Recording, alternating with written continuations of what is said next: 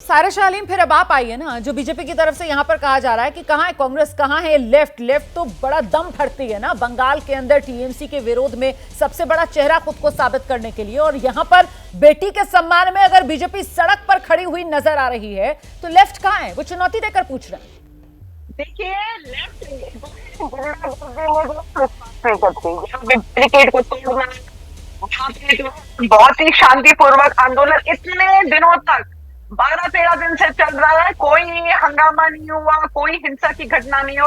लेकिन आज का आप देख लीजिए, जब बहुत ही शांतिपूर्वक तरीके से सिविल सोसाइटी उतर गई थी आंदोलन करने, तब तृणमूल कांग्रेस के गुंडों ने वहां पे कब्जा किया, डॉक्टरों को धमकाया, वहां पे डराने की कोशिश की, डॉक्टरों के मैसेजेस वायरल किए। लेकिन कोई अगर गुंडा करती या कोई डिफ्लेक्ट करने की कोशिश कर रही है तो मैं बहुत ही साफ साफ यहाँ पे ये बोल रही हूँ कि यहाँ पे जरूर कोई मिली भगत है तृणमूल कांग्रेस और भारतीय जनता पार्टी में। अगर कोई यहाँ पर गुंडागर्दी हुई, मारकाट हुआ, हिंसा की घटना हुई, क्योंकि अभी तक डॉक्टरों, नर्सों और सिविल सोसाइटी ने बहुत ही शांतिपूर्वक तक अब तक ये जो है आंदोलन और यहाँ पे जो जितने भी ये जो आंदोलन चल रहा है बहुत ही शांतिपूर्वक तरीके से ये अपनाया है।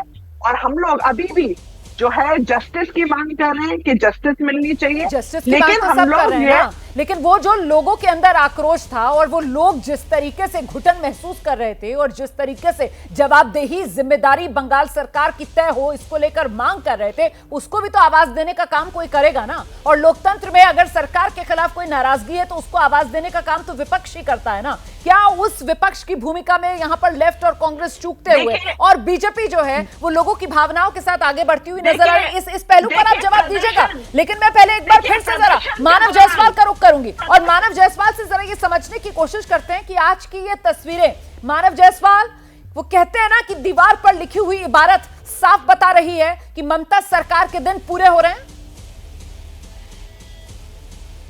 जी बहुत जल्दी थी कंक्लूजन में आप आ जाती हैं, लेकिन हमारे गुरुजन है सुधांशु जी, राजनीति जी ने बड़ा सुंदर से विवरण दिया, बता दिया, पूछा, 3 नाम लिख के भेजा, तो पूरे टीवी पे चला। इन्होंने तुरंत अपने आप को दरकिनार कर दिया। इन्होंने कंपैरिजन चार्ट ला दी, भाई ये कौन है वो कौन है। इन्होंने एक्सेप्ट कर लिया कि ये बीजेपी का मॉडल ऑफ टेररिज्म है। This is a model of terrorism. एक बेटी के नाम पे, एक बेटी के इस जो क्रिया उसके साथ हुई, उसके पीठ पीछे जाके अब ये काम कर रहे हैं।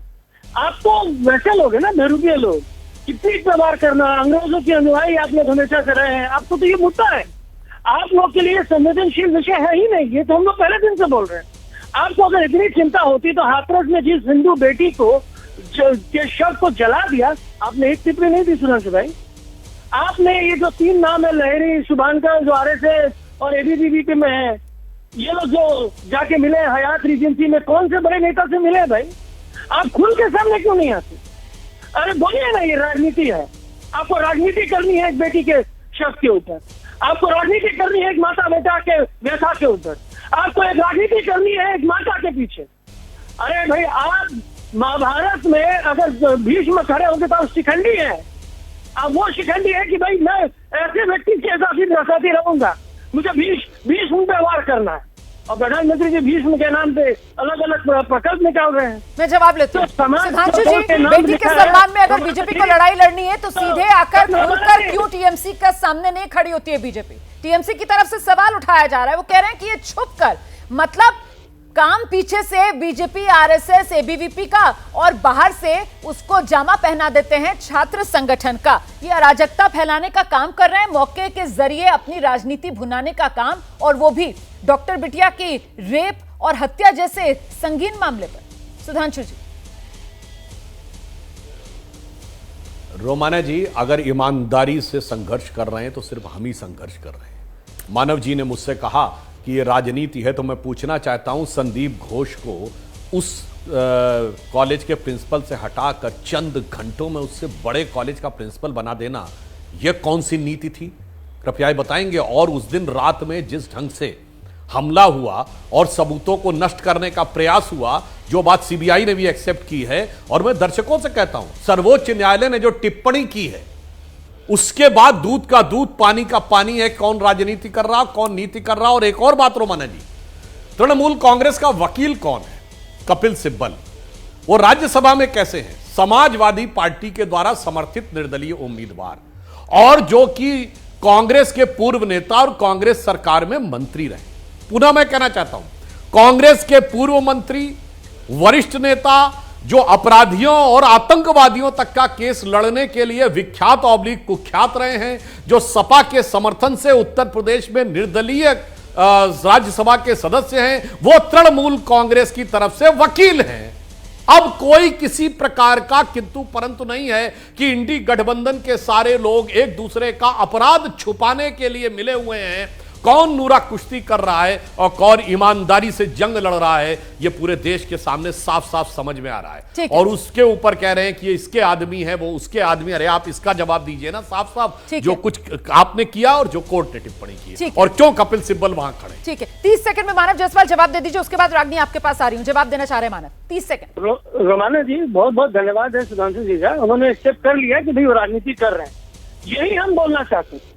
उन्होंने पूरे मंच पे पूरे देश के सामने इस संवेदनशील विषय को एक मुद्दा बनाया है और अपनी राजनीति रोटी सेक रहे हैं, ये उन्होंने प्रूव और प्रमाणित कर दिया है। लेकिन मानव जायसवाल एक सेकंड मानव जायसवाल आप मुझे इस सवाल का जवाब दीजिए कि ऐसी राजनीति क्यों ना की जाए जिस राजनीति के जरिए एक डॉक्टर बिटिया को इंसाफ मिल सके। अगर बीजेपी की तरफ से ये राजनीति ना की जाती मानव जायसवाल, तो क्या ये मुद्दा इतना गर्माता, ये जांच सीबीआई तक पहुंचती और फिर दूध का दूध पानी का पानी होता? कौन लेकर गया इस मुद्दे को हाईकोर्ट में? किसके जरिए हाईकोर्ट ने ये आदेश दिया कि मामले की जांच सीबीआई करेगी? और अब जबकि एक के बाद एक तस्वीर साफ हो रही है, तो वो सीबीआई जांच के जरिए ही हो रही है ना, वरना आपकी पुलिस ने कोई कमी तो छोड़ी नहीं थी। सुप्रीम कोर्ट ने तो दूध का दूध पानी का पानी कर दिया था। रोमाना जी, सीबीआई ने इतने दिनों में एक प्रेस कॉन्फ्रेंस नहीं करा। सीबीआई ने हमारे जो पुलिस कर्मियों ने जिसको पकड़ा है, जितने भी तथ्य हमने भी उसमें मोहर लगा दी, वही कल्प्रिट निकला। सीबीआई का अपना खुद का स्टेटमेंट है, हम मोर देन 1% को उसमें नहीं देख रहे हैं। ये सारी चीजें ना सीबीआई ने एक्सेप्ट कर ली। आज जो क्राइम के केस, सीबीआई ने पोल भी तो खोली ना बंगाल पुलिस की, कि कैसे कोलकाता पुलिस ने ये पूरा का पूरा मामला जो है इसको खराब कर दिया। ये भी तो सीबीआई ने बताया ना, सीबीआई ने बताया ना, अपने रिकॉर्ड के जरिए सीबीआई ने बताया किस तरीके से इस मामले में अनियमितताएं बढ़ती गईं, जिसके बाद सुप्रीम कोर्ट के जज को यह कहना पड़ा, उन्होंने 30 साल के करियर में ऐसा मामला नहीं देखा, जिसके बाद सुप्रीम कोर्ट के जज को यह कहना पड़ा कि पुलिस सही तरीके से काम नहीं कर रही थी।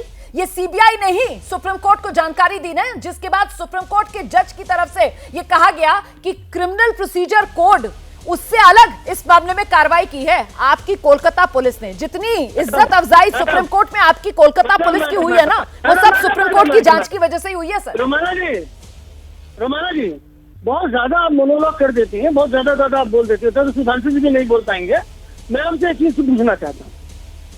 संजय राय मेन कल्प्रिट है, 24 घंटे अंदर तो वो अरेस्ट हुआ। सीसीटीवी फुटेज हुई, जैसे इन्वेस्टिगेशन शुरू हुई, सारा जैसे कंप्लेन हुआ इन्वेस्टिगेशन शुरू हो गया। आज उसी का नतीजा है कि वो आज सलाखों के पीछे है। पूरे की पूरी जो पुलिस का महकमा है पूरा सपोर्ट कर रहा है। हमने कोई आंदोलन के खिलाफ कहीं पे भी कोई भी प्रोटेस्ट हुआ, चाहे कैंडल मार्च हुआ, कहीं पे भी हमारी पुलिस ने विरोध नहीं किया, उल्टा सपोर्ट किया हमारी सरकार ने। ममता बनर्जी एकमात्र महिला मुख्यमंत्री है पूरे देश में जिसने एक पीड़िता के परिवार के साथ खड़े होने का दृढ़ निश्चय रखा है। ममता बनर्जी एकमात्र महिला नेत्री है पूरे देश में जो आंदोलन से निकले हैं। बंगाल एक पूरा प्रांत है पूरे देश में जो आंदोलन को समर्थन देता है, और ये उनको बताएंगे न्याय के लिए। नहीं, आंदोलन से निकली है ममता बनर्जी, जो बात आप कह रहे हैं ना, वो तस्वीर हमने भी निकलवाई है। एक सेकंड मानव जायसवाल, जरा सा मुझे तस्वीर दिखाने दीजिए। ये ममता बनर्जी की तस्वीर है और कई दशक पुरानी तस्वीर है, जब ममता बनर्जी एक आम नेता के तौर पर सड़क पर उतरी हुई थी। और ये एक तरीके से बंगाल की सियासत में ऐतिहासिक तस्वीर मानी जाती है कि लेफ्ट के राज में ममता बनर्जी रॉयटर्स बिल्डिंग के सामने जाकर प्रदर्शन करती हुई, जिस प्रदर्शन के दौरान ममता बनर्जी के सिर पर भी वो जबरदस्त चोट आई थी और बर्बरता यहां पर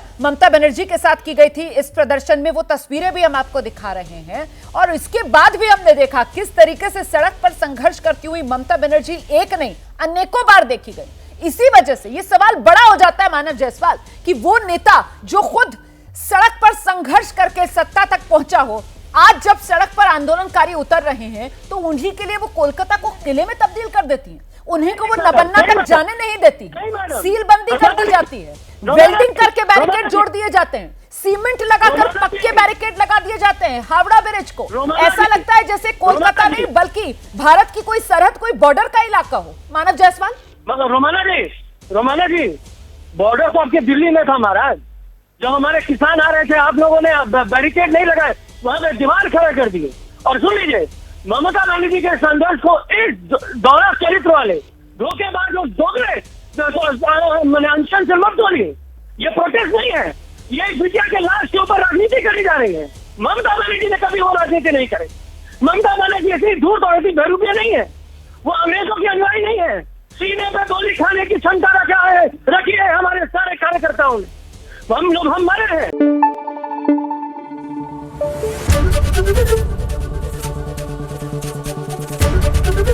एबीपी न्यूज आपको रखे आगे।